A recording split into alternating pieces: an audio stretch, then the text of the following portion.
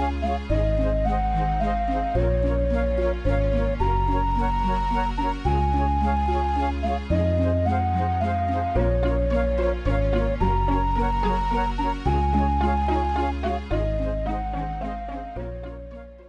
guys, what is good? Welcome back to episode 4 of my sailing journey. Last episode we capsized for the first time, tried to get to Port Tyrus. We also picked up ex-Captain Siat from the desert. He's our second crew member now. And then we also saved a turtle. We did Troubled Tortugans and we got access to the Great Conch. So yeah, let's see what today has in store for us. Alright, while sailing back from the Conch back to Pandemonium, I noticed this island, Dognose Island, and this is actually the first island you can actually moor at level 40 sailing. And look, it's shaped like a dog nose, which is pretty cool. And I just figured, hey, let's see what we have here. Let's see what this island has to offer. I knew it has this rusty chest that we need to pick lock, but I don't know what it gives. What did we get? Just coins or something? Okay. What's this? A medallion fragment. I don't really know what that is, but I guess you have to collect all the pieces and then you get a medallion. Okay, so the Medallion of the Deep, it requires 8 pieces to assemble, and then when you wear it, it replaces the need to go underwater without diving equipment. So I guess when you talk to the mermaids and you dive with them, you can just wear this instead. I don't know how useful that is, but you need level 63 sailing to get all the pieces, so I don't have that yet. But it's a cool little sailing artifact, so maybe we'll get that in the future. Alright, let's move on. And besides the medallion fragment, there's just this magic tree on this island, so yeah, not a lot here, but a nice cozy little island. And since I'm level 53, I'm 2 levels away from being able to do the Jubbly Jive. So that's the level 55 Barracuda trial. So yeah, these last 2 levels, I'm probably just going to do Temper Tantrum. It's fast as XP. Will get me to the next Barracuda trial pretty quick. So let's go swap my boat and dodge these lightning bolts like a pro. But yeah, the Temper Tantrum is so laggy, like compared to like other parts of sailing. I don't know if it's because the lightning bolts, the rapids, all these people here, but yeah, it's pretty laggy and it's kind of shitty, but whatever. I'm also curious how easy it would be if you were to do in a sloop versus a skiff. Actually, something I forgot to do was fill up my keg with this blue beer, the Whirlpool Surprise. So when we drink it, we get a +3 sailing boost. But more importantly, when it's in the keg on the boat, it gives us an invisible +2 sailing boost. So that's just permanent, you don't have to drink it. And then also for crew members, it gives them a minimum of 2 deck handiness and helmsmanship. So it's not a +2, it just boosts them from 1 to 2. Alright, here we are, and you can see Luffy right beside us in a little raft, but oh, 25. Oh, I think I miscounted. My math isn't mathing. Wow, just looking at Pandemonium, it's so empty now compared to yesterday. Remember, this is still day 2. And most people are beyond this level now. They've sailed past the Pandemonium, so good job to them. But yeah, yesterday it was crazy over here. But yeah, let's fill up this bad boy. There we go, 25 Whirlpool Surprises in the keg. So we have that invisible boost. Plus, if you have an empty beer glass, you can keep using it on the keg and refilling it and getting that +3 boost. Right. So, and you can store the beer glass in your cargo hold. So basically, unlimited boosts. Whoa, look at that. 55 sailing. Yeah, I decided to do some AFK salvaging instead of Temper Tantrum. Just wanted to relax a little bit. But now we're 55, so we can go do the Jubbly Jive. Let's go. Oh, when will I learn? I opened up a crate and I got poisoned and diseased too. It's kind of crazy. And I don't have any food on me or anything, so I can't wait it out. I picked it up over here by the Myths Guild, filled up hills. But yeah, I have to go back to Corsair Cove to the bank and yeah, heal myself, cure myself. Which wastes some time, but whatever, I should survive. Okay, we made it. Let's start this bad boy. Come on, yeah, tutorial. I don't care, I'm just gonna wing it the first time and then look up a guide. Yeah, something about bird's nest, throw something in it, whatever. Always read and follow the label, kids. Alright, swordfish rank, let's go. This is me from the future. I hope none of you get PTSD from the music or from this footage, but yeah, enjoy.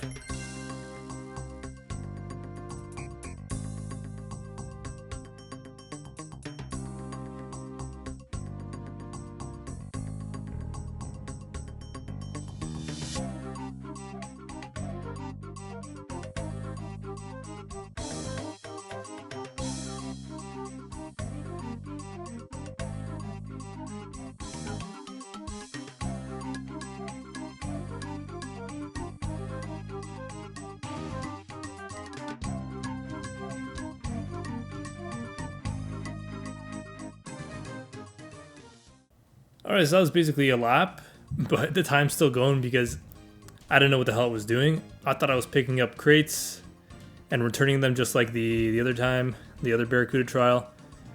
But the boat that you have to go to, it actually gives you frogs to throw, and then you have to throw them onto these nests, and you have to lure the Jubbly bird from its starting nest along these little pillars to the end, or the start.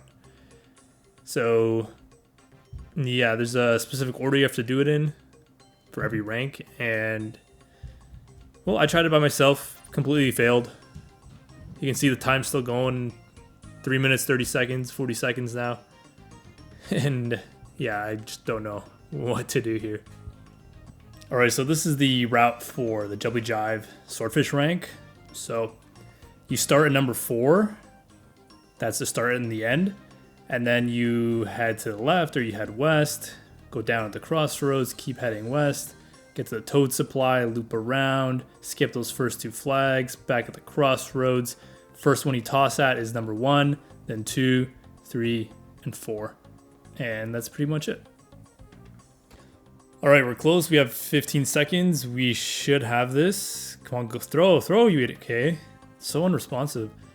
And then you throw, okay. Alright, we're done. Hello? Hello? Fucking end! Holy! That was like... We were waiting for 5 seconds for it to end. And then we finished it with like 1 or 2 seconds to spare. But yeah, this place... I was complaining about temper tantrum for how laggy it is. This place is so much worse. Like, it's terrible. If you've done this... and you have like a bit of an older PC like I do, like holy, you know, this place is fucking bad. Maybe it's these bubbles plus the rapids, like it just destroys my computer. Holy. And right away straight into the shark rank trial. So again, not looking at a guide for this, I'm just gonna try to figure it out. Okay, we're done. 4 minutes 17 seconds, so over a minute too long. I did bring all the birds back to the start, but I did miss 3 crates. Or sorry, 1 crate. So now I just gotta find it because I want to get this XP instead of just restarting the trial. So I'm just going on a goose chase right now to find this missing crate. Oh, it's right here, right in front of us. The very first one I missed. Well, that wasn't too bad. And look at that, 3k XP drop. Okay, finally a pretty good shark attempt. We're not gonna make it, but yeah, we're like 5 seconds too slow, maybe a little bit more. All right, I am level 58 sailing all through these Jubbly Jive trials. I also managed to complete the shark trial. I wasn't recording, but there it is, 257, 3 seconds shy. And yeah, I've completed 12 trials in total here. And a little bit worn out, but it's time for the Marlin rank. I don't know how hard that is, but it's time to find out. Okay, so we're actually going to build something on our ship that's going to help us with the Merlin rank, and that's the wind catcher. And completing the shark rank actually unlocked the capture to wind mote, which is needed to build this. And the wind catcher, it can store up to 2 wind motes for us that we can use whenever we want. And that's going to be very important in completing the Merlin rank. So let's go and build that. We're going to remove this anchor and build this wind catcher. There we go. Rip anchor was never used, but now we're ready for the Merlin rank of the Jubbly Jive. Let's go. Okay, fast forward a few hours. I completed the Merlin rank for the Jubbly Jive, but I lost the recording, or maybe I accidentally deleted it. I don't remember now. But whatever, it looked ugly as shit. It was so laggy there, I had to turn off the GPU plug and I had to make the graphics as worse or as bad as possible. But we eventually got it. And I can build the Swamp Cruiser's flag, and my XP per hour was about 51.6k, and I think it's on the lower end because I was taking breaks here and there. And my XP gain was 225k, so I was doing it for just over 4 hours, and I ended up with 64 sailings. So yeah, the sailing gains are coming in hot. Whoa, what is this? We got a wind catcher and a teleport focus on our sloop. We're in the big leagues now. We're done with our skiff for a while, so we're gonna take this bad boy out for a rip. Actually, since we're level 60 now, there's somebody that we can recruit to our crew. So who could that be? We're going through this wall from Karamja to Karandor. This is where you fight Elvarg in Dragon Slayer 1. There's the Lady Lumbridge, the ship that crash lands on Karandor. And who's this? A little ghost boy, Cabin Boy Jenkins. We bring him on our crew during Dragon Slayer 1, and he unfortunately dies. I think he gets burned to death by the fires that Elvarg breathes on the boat. But now, we're here to recruit his ghostly form. And he is one of the best. He's tied for the highest in deck handiness. So, when Sailing released, he was the only one with deck handiness 4.